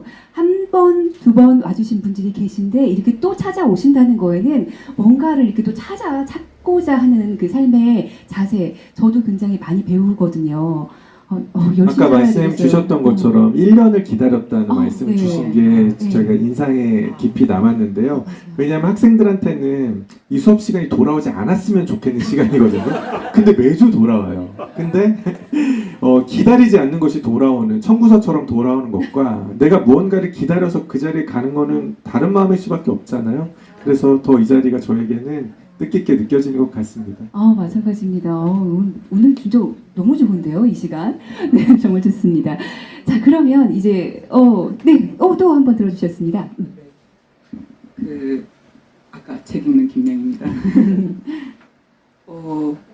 아까 저는 이제 미국 문화에 대해서 잘 많이 몰라서 왜 이 우물과 나에서 그 미국 교수가 다음 강의를 취소하면서까지 지역한테 그 하나의 강의를 넣어줬을까라는 데서 약간은 어떤 갭을 느꼈었어요. 잘 이해가 안 됐었고, 그러다가 작가님께서 다시 그 미국 문화에 대해서 이야기를 해주시면서 좀 더 이렇게 깊이감이 생겼었거든요. 아, 그래서 그랬겠구나 하는 생각이 들면서 이제 작가님하고 책과 이제 이게 다 섞이면서 어떤 느낌이 드냐면,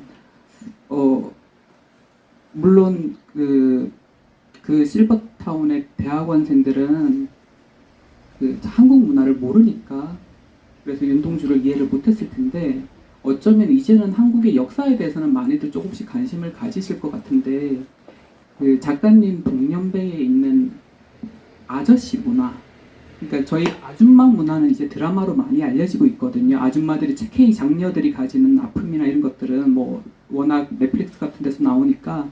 근데 어쩌면 작가님을 통해서 대한민국의 아저씨들의 문화가 미국에 좀 전해지면 그래서 작가님들이 쓰시는 그런 책들도 보편적인 정서로 다가갈 수 있지 않을까. 그래서 그런 어떤 이걸 뭐라 그러나 그 다리로서 역할하실 수 있겠다 생각을 하는데, 그런 데 대한 혹시 생각은 있으신지 계획은 있으신지 여쭙고 싶었어요.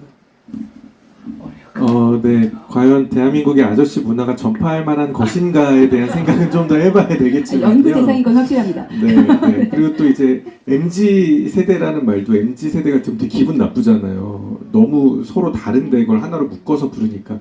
저도 이제 아저씨로 묶일 수밖에 없다는 건 인정하지만, 뭐 40대 아저씨, 50대 아저씨, 60대 아저씨 다 다르잖아요.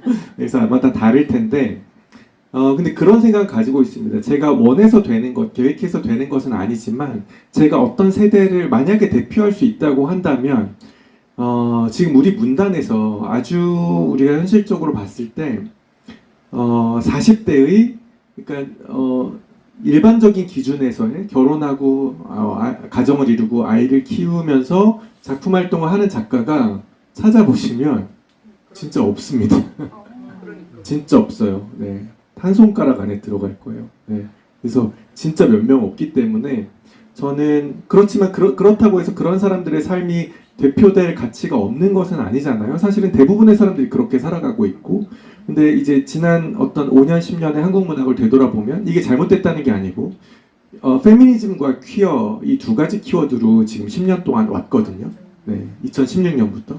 그러다 보니 이제 한국 문학의 사람들이, 보통 사람들이 봤을 때 내가 들어갈 자리가 없다, 혹은 나의 마음을 대변해주는, 내가 공감할 수 있는 인물이 많지 않다라고 느낄 수밖에 없는 것도 저는 일정 부분 당연하다고 생각해요. 그러니까 그 두 가지의 키워드가 문제가 아니라 그 두 가지의 키워드만 있는 것은 문제라고 생각하거든요. 그러니까 우리 문학이라는 것의 다양성이 얼마나 좀 이거 우리 사회 모든 부분의 문제인 것 같아요. 국가대표 축구팀 선수 11명 뽑아놓으면 잘하지만 그 밑으로 가서 누구를 교체하고 누구 유소년을 내려가고 하면 우리가 뎁스가 얕다고 하잖아요. 그게 우리 사회 전반에 있는 것 같습니다. 엘리트들은 다 잘하는데 각자의 종목에서, 근데 그것을 이루는 수많은 어떤 깊이들은 거기를 그만큼 대변할 수 있는 수많은 사람들은 우리가 아직 충분히 키워내지 못하고 있는 것 같다. 소수의 잘하는 사람들에게만 너무 많은 것을 기대고 있는 것 같다. 이제 그게 또 한강 선생님이 되면 곤란하겠죠. 그러니까 우리가 대표 선수를 뽑아놓고 이 사람들만 잘하라고 하는 것이 아니라 각자가 자신의 자리에서 무언가를 대표할 수 있도록 만들어주는 게 더 중요하지 않나라는 생각을 하고 있고, 그런 면에서 저도 만약에 40대 가정이 있고 애가 있는 가장을 대표할 수 있다면 저는 기꺼이 이제 그 자리를 맡아서 제가 쓸 수 있는 문학을 해보려고 합니다. 또 질문이 있으실 것 같은데, 저도 사실은 또 질문을 하고 싶은 게 하나가 있어서, 전 윤동주님을 또 존경하시고 좋아하신다고 하셨잖아요. 그러면 굉장히 저는 뭔가 누군가를 좋아한다라고 하면 닮는 것 같더라고요. 그래서 그 시대의 윤동주님도 굉장히 뭔가를 헤매고 자기 자신을 찾고 괴로워하고 이랬던 것 같은데, 작가님도 약간 그러신 것 같아요. 예. 네, 제가 시인 윤동주 또 인간 윤동주의 삶을 생각하면 마음이 되게 아릴 때가 많은데요. 왜냐하면 일단 디아스포라라는 말을 생각할 때 윤동주만큼 여기에 잘 들어맞는 사람이 있을까라는 생각이 들고 만주에서 태어나서 뭐 연희 전문학교를 다니다가 일본으로 유학 가서 시를 쓰고 조국의 독립을 염원했는데 결국에는 1945년에 몇 달 남기고 죽었잖아요. 후쿠오카 형무소에서. 그것도 후쿠오카라고 하면 일본 중에서도 한국이랑 가장 가까운 곳인데 그래 27살, 28살 그 나이로 정말 그 젊디 젊은 나이로 죽었는데 그래서 이제 불멸의 이름을 갖게 되었지만 그 삶을 생각해 보면 과연 이 사람은 어떤 삶을 살았을까라는 생각이 들어서 실제로 제가 일본 여행을 많이 갔었는데요. 그 교토에 가면 그 도시시아 대학교라고 윤동주가 수학했던 학교가 있습니다. 거기 보면 윤동주 시비가 있거든요. 윤동주 서시 별에는 밤이었나 서시가 이제 친필로 이렇게 조각이 되어 있고 거기에 사람들이 항상 뭔가를 두고 가요. 네. 그래서 제가 갔을 때는 경고 문구가 써 있었어요. 제발 먹을 거 두고 가지 말라고. 네. 일본어와 한국어로 먹을 거 딴 거 괜찮으니까 누가 이렇게 소주 같은 거 소주랑 음식 같은 거 올려놓고 가나 봐요. 그래서 먹을 거 두고 가지 마라. 우리 마음이죠. 네. 그렇게 이제 제사를 지내고 가는 그렇죠. 거죠. 네. 그렇게 하는 걸 봤는데 그래서 그 청년 윤동주의 삶을 생각하면 저보다 훨씬 먼저 디아스포라적인 삶을 20세기 초반에 살았고 그 삶이 결국에는 이런 몇몇 시편들을 남기긴 했지만 본인의 행복한 삶으로 귀결되지는 못했잖아요. 그래서 어떻게 보면 그 이후에 문학하는 모든 사람들에게는 일정 부분 윤동주에게 빚진 부분이 있고 그 젊음, 그 죽음을 동력 삼아서 그 후배이자 후대의 문학인들이 계속해서 시와 소설을 써내려갈 수 있는 것도 같습니다. 하나의 부채감을 가지고 네. 글을 써 내려간다. 네. 그러니까 최근에는 그 도시시아 대학 말고 리코 대학이었나요? 윤동주가 이제 2개 대학을 다녔는데 리코 대학에서 최근에 뉴스 기사를 보니까 윤동주가 살아 있었으면 노벨문학상 받았을 거다. 뭐 이렇게 이야기하는 것도 봤는데요. 안타깝게도 노벨문학상은 죽으면 안 주기 때문에 네, 받을 수가 없죠. 근데 만약에 진짜 살아 있었다면 누구보다도 이 어떤 제국주의와 식민 지배를 상징하는 인물이기 때문에 정말로 그렇게 받을 수 있지 않았을까라는 생각도 듭니다. 그러네요. 저는 그 디아스포라적인 부분에 대해서도 따로 떼어서 질문을 드리려고 했는데 결국은 하나였군요. 윤동주 시인을 좋아하면서 존경하면서 여기에서 나온 그게 모티브가 될 수도 있었다라는 말씀이신 것 같습니다. 안녕하세요.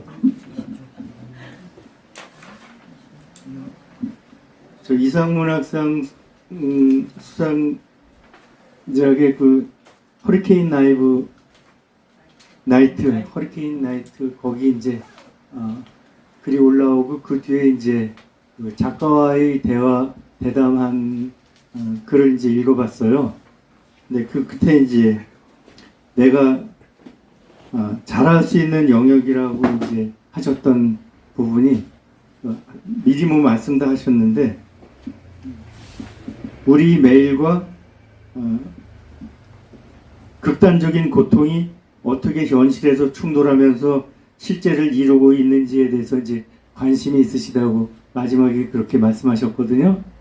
근데 그러면서 이제 디아스포라를 일상과 연결하는 거, 디아스포라를 여러 번 말씀하셨는데, 저는 그냥 일반 독자로서 요즘 감이 읽는 계절인데 저한테는 감이 안 와가지고요. 그 말씀을 좀 해주셨으면 합니다. 아유, 말 안 시켰으면 큰일 날 뻔했어요. 네. 감사합니다. 네, 유머와 함께 질문 주셔서 감사하고요. 지금 주신 질문 덕분에 제가 자연스럽게 저의 앞으로의 계획도 말씀드릴 수 있을 것 같은데요. 제가 이제 그 인터뷰에서는 되게 있어 보이는 말로 포장이 됐는데 우리의 일상과 디아스포라를 접목하고 싶다. 제가 오토픽션을 쓰는 거에 대해서 많은 분들이 아시고 그래서 언제까지 할 거냐라고 묻기도 하시고 근데 저는 못하는 것을 잘하게 되는 것이 아니라 할 수 있는 것, 잘하는 것을 더 잘하게 되는 것이 어떤 모든 예술가들의 나아갈 방향이라고 생각하거든요. 그렇다면 저도 이 오토픽션에서 어떻게 확장을 해야 되는데 그게 조금 더 나아가면 저 자신의 역사로 들어가는 그러니까 제 일상의 이야기를 쓸 뿐만 아니라 저의 역사로 들어가는 것이 되겠고요. 좀 더 나아가면 제 역사에서 다른 사람의 역사로까지 나아가는 것이 될 것 같아요. 무슨 얘기냐면 제가 다음에 쓰려고 지금 준비하고 있는 소설의 내용은 그런 역사적인 사건이 있었습니다. 제1교포들이 북한으로 억지로 북송되었던 사건이 있거든요. 1959년부터 1980년대 중반까지 20년 넘게 걸쳐서 일본에 살고 있는 이제 한국 사람들이 북한으로 가게 됩니다. 네, 근데 북한으로 왜 가냐면 일본에서 이 사람들을 좀 치우고 싶은 거예요. 왜냐하면 이 사람들이 보통은 우리가 잘 영화나 뭐 빠친코 이런 데서 보셨듯이 일본에서 어떻게 보면 낮은 계층에서 사회적인 문제를 일으키기도 하고 불법적인 어떤 사업에 연루되어 있기도 하고, 근데 이들을 위해서 사회 취약계층이니까 계속해서 돈이 들어가고, 그래서 한국전쟁 이후에 일본이 이 제1한국인들을 치우고 싶어 합니다. 그래서 남한에 먼저 물어봐요. 근데 이승만 대통령이 그때 뭐라고 얘기했냐면 받을게, 받는데 니네가 보낼 거면 정착 지원금 같은 거 줘서 보내라, 이렇게 얘기합니다. 그랬더니 일본이 아니 우리 돈 안 쓰려고 보내는 건데 돈까지 쓰면서 보내고 싶진 않은 거예요. 근데 북한에 물어봤더니 북한은 받겠다는 거예요. 북한은 당시에 한국전쟁으로 젊은 인구가 많이 없어졌으니까 일할 사람들이 필요하고, 그래서 일본 정부가 이건 사실 좀 나쁜 건데요. 자기네가 직접 하면 나중에 문제가 생길 수 있으니 적십자를 중간에 낍니다. 적십자를 중간에 껴가지고 조총련이 선전선동을 하는 거죠. 어떤 식으로 선전선동하냐면 여러분 일본에서 많이 힘드셨죠. 저기 대한민국 한반도 북쪽에 지상낙원이 있습니다. 그리고 거기 우리 한민족입니다. 거기 가면 공산주의 사회이기 때문에 모든 거 다 배급되고 교육, 경제 다 신경 쓸 거 없습니다. 다 해결됩니다. 이렇게 얘기한 거예요. 그래서 지원을 받습니다. 그래서 1959년 12월에 첫 배가 일본 니가타라는 항구 도시에서 청진으로 들어가거든요. 근데 그게 진짜였을까요? 그렇지 않은 거죠. 진짜가 아니고 실제로는 북한이 너무나 못 사는 나라였고 자유가 없고, 그 다음에 그때 일본에서 자기 하층민이라고 여기면서 간 사람들이, 이제 제가 실제 증언을 들었는데요. 자기는 푸마 운동화를 신고 갔다는 거예요. 푸마 운동화를 신고 지상낙원이라는 곳에 찾아갔더니 거기서 딱 내리려고 하는데 거기 마중 나와 있는 사람들 보니까 거짓대가 나와 있더라는 거죠. 자기 눈에는. 네. 그러니까 그래서 그때 북한으로 들어간 사람들이 못 나오고 결국에는 2000년대 들어서 탈북을 하면서 이 진실이 밝혀지기 시작했는데, 여기에 대해서는 아무도 얘기하고 싶지 않은 거예요.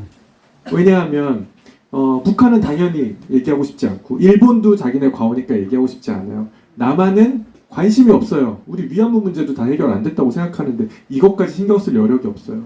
근데 거기 간 사람들 대부분이 사실 남한 출신이거든요. 대한민국 출신이에요. 전라도, 경상도, 충청도 출신들입니다. 근데 거의 10만 명이 갔다 왔는데요. 10만 명이 거의 대부분 남아있죠. 일부만 탈출한 거고. 그래서 이 얘기를 누군가 해줘야 되는데 제가 이 얘기를 왜 이렇게 알게 됐냐면 저도 전혀 모르던 얘기였는데요.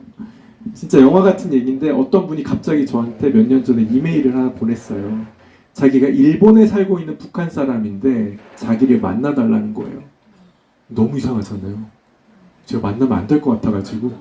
이제 헷갈려요. 실제인지 이게 픽션인지. 네네. 근데 이분이 메일을 계속 보내는 거예요. 그래서 제가 그러면 한 번만 만나보겠다.